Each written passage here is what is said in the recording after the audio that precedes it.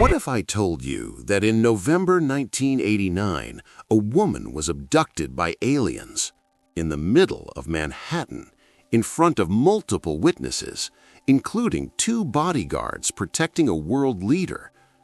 What if I told you this case was investigated by the FBI, documented by one of the world's leading UFO researchers, and corroborated by independent witnesses who had never met each other?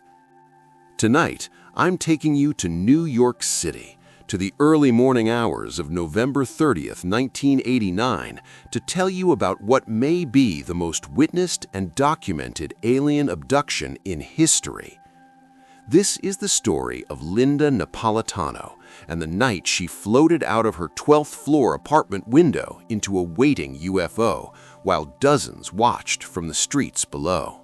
Linda Napolitano was a 41-year-old housewife living in a high-rise apartment building on the Lower East Side of Manhattan. She had a husband, 2 sons, and lived a completely ordinary life in one of the busiest cities in the world. Linda wasn't interested in UFOs. She didn't read books about aliens. She wasn't looking for attention or fame. She was just normal, a regular New Yorker trying to raise her family in the city. But on the night of November 30th, 1989, everything changed. Linda went to bed around 11:15 p.m. Her husband was already asleep beside her. Their apartment was on the 12th floor, overlooking the East River and the Brooklyn Bridge. It was a typical autumn night in New York, cold, clear, with the usual sounds of the city humming below.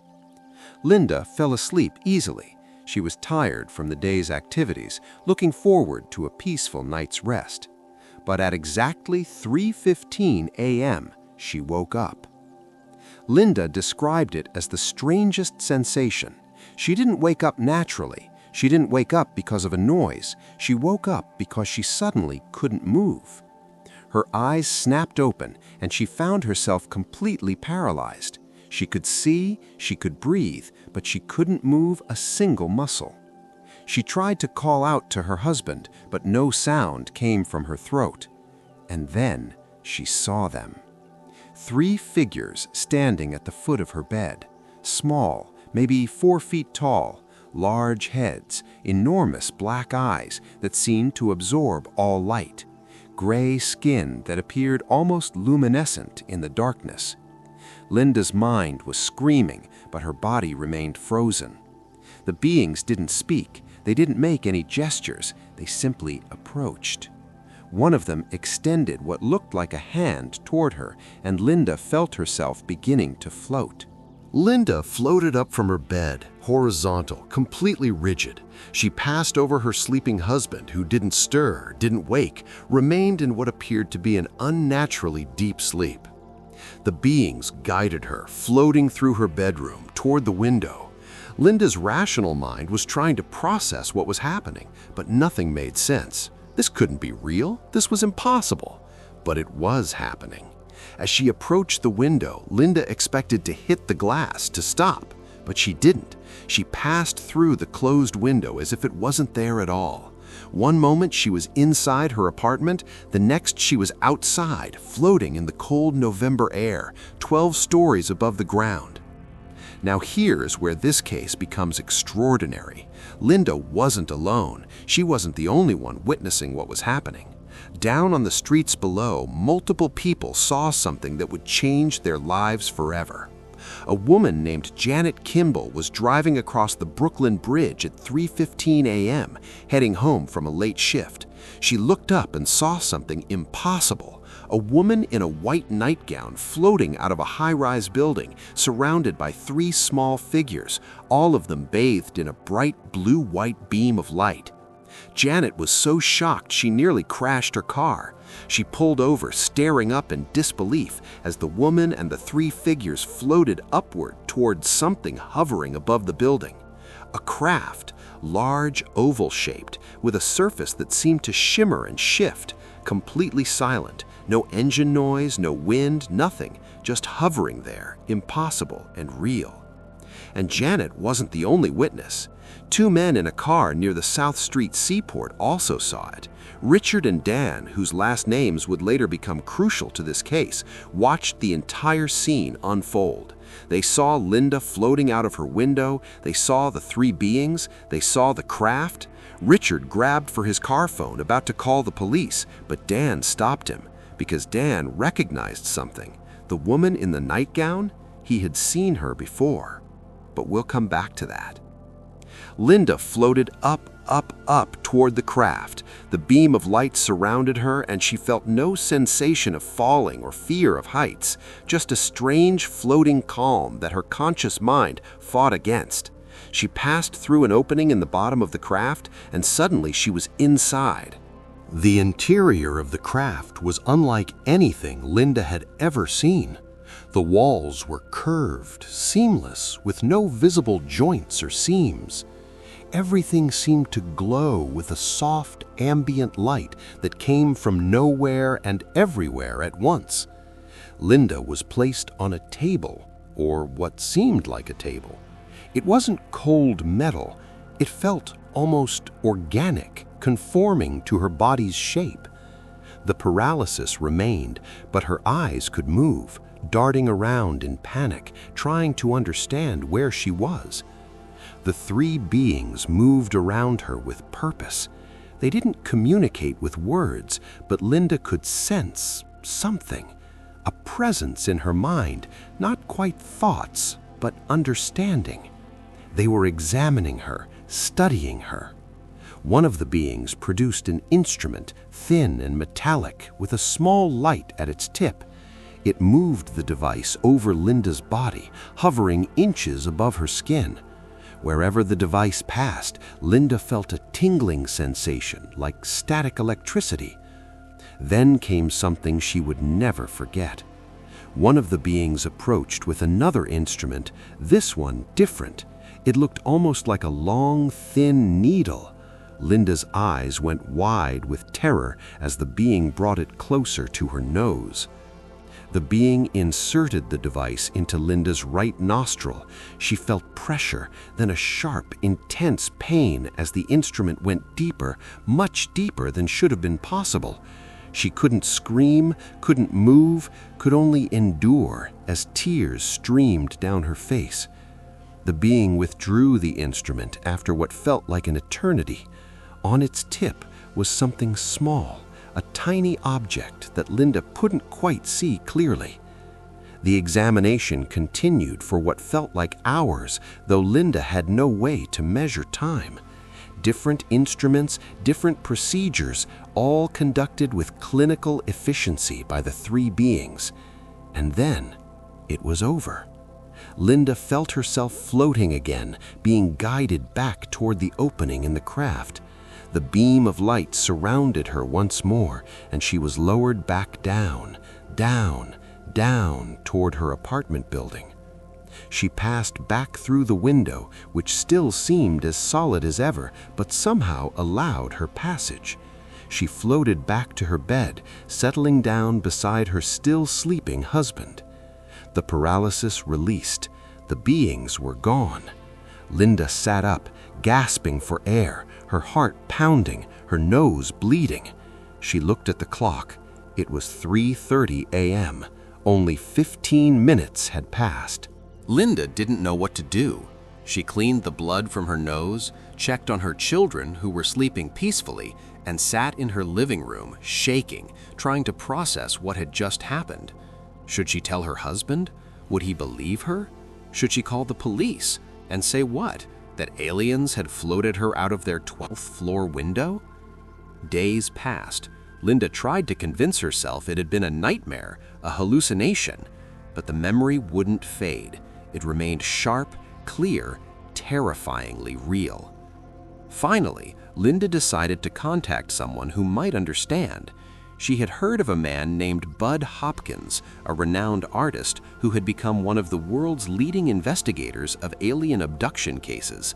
His book, Intruders, had been published a few years earlier and was considered groundbreaking in UFO research. Linda called Hopkins and nervously told him her story. Hopkins listened carefully. He had investigated hundreds of cases, and he knew the difference between genuine experiencers and attention seekers. Something about Linda's account rang true. Hopkins began his investigation. He met with Linda multiple times, conducting detailed interviews, looking for inconsistencies or signs of fabrication. He found none. Linda's story remained consistent, her distress genuine. But Hopkins knew that without corroboration, this would just be another abduction account, compelling but unverifiable. And then the letters started arriving. The first letter came from a woman named Janet Kimball. She had gotten Hopkins' address through UFO research networks and wrote to him about something she had witnessed while driving across the Brooklyn Bridge in November 1989. She described seeing a woman in a white nightgown floating out of a high-rise building near the East River, surrounded by small figures, all being pulled up into a hovering craft by a beam of light. Hopkins was stunned. He hadn't publicized Linda's case. He hadn't released any details to the media. Yet here was an independent witness describing exactly what Linda had experienced, including details Linda herself hadn't mentioned publicly.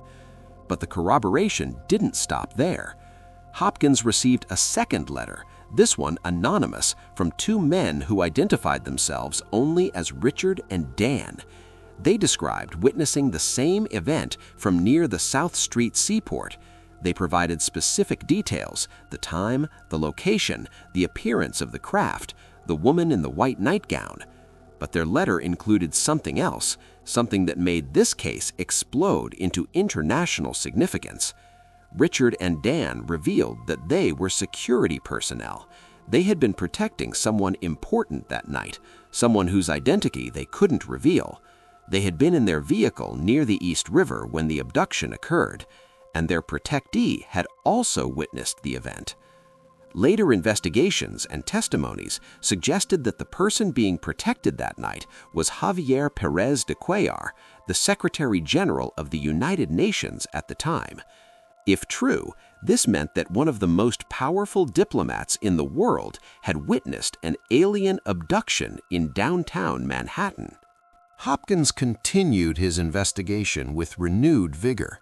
He interviewed Linda extensively, subjecting her to multiple psychological evaluations.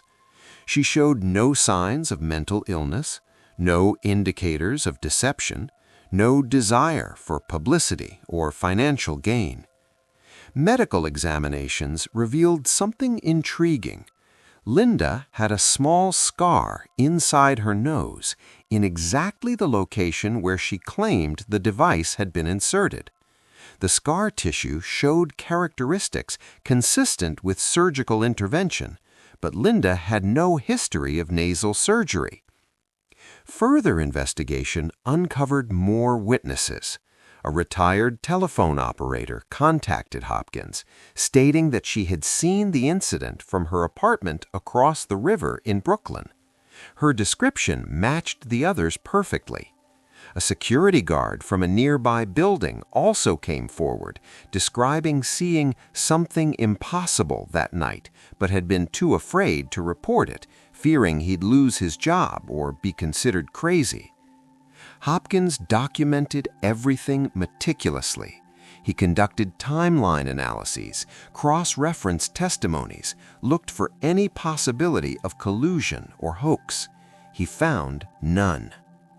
The case attracted attention from other researchers. Some were skeptical, looking for flaws.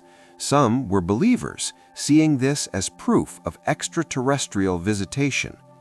But almost everyone agreed on one thing. If this was a hoax, it was extraordinarily elaborate and involved multiple independent witnesses with nothing to gain. Linda herself struggled with the aftermath. She experienced anxiety, sleep disturbances, and the constant stress of knowing her life had been forever changed by that night. She didn't seek fame or fortune from her experience. In fact, she remained relatively private, only sharing her story with researchers and occasionally at small conferences.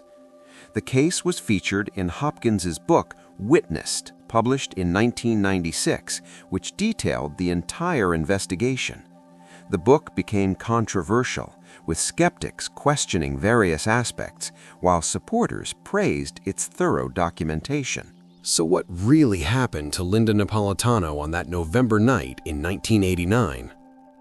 The skeptical explanations range from mass hallucination to elaborate hoax to misidentification of some conventional phenomenon. But each of these explanations struggles with the evidence. How do multiple independent witnesses who had never met each other describe the same impossible event in detail? How do you explain the medical evidence, the psychological evaluations, the consistency of testimony over years? Could it have been a hoax? Possibly, but if so, it involved coordination between multiple parties who had nothing to gain and everything to lose by fabricating such a story. Could it have been mass hallucination? Perhaps, but hallucinations don't typically leave physical evidence like the scar found in Linda's nose. Could there be some other explanation we haven't considered? Maybe. The universe is vast and strange, and our understanding of reality is constantly evolving. What we know for certain is this: something extraordinary happened in Manhattan on November 30th, 1989. Multiple credible witnesses saw something that challenged everything they thought they knew about reality. Linda Napolitano's case remains one of the most documented, most witnessed, and most debated alien abduction cases in history. It occurred not in some remote rural area, but in one of the most populated cities on Earth. It was seen not by a single person, but by multiple independent witnesses, including potentially one of the world's most prominent diplomats. Whether you believe in alien abduction or not, the Manhattan abduction case demands attention. It forces us to confront uncomfortable questions about what we think is possible and what might be happening in our skies, even in the heart of our greatest cities. What do you think happened to Linda Napolitano? Was she really abducted by extraterrestrial beings in full view of Manhattan? Or is there another explanation? Share your thoughts in the comments below, and if this case fascinated you, make sure to subscribe and hit that notification bell. We dive deep into the world's most compelling paranormal cases every week. Thanks for watching, and remember, the truth might be closer than you think, maybe even outside your window right now.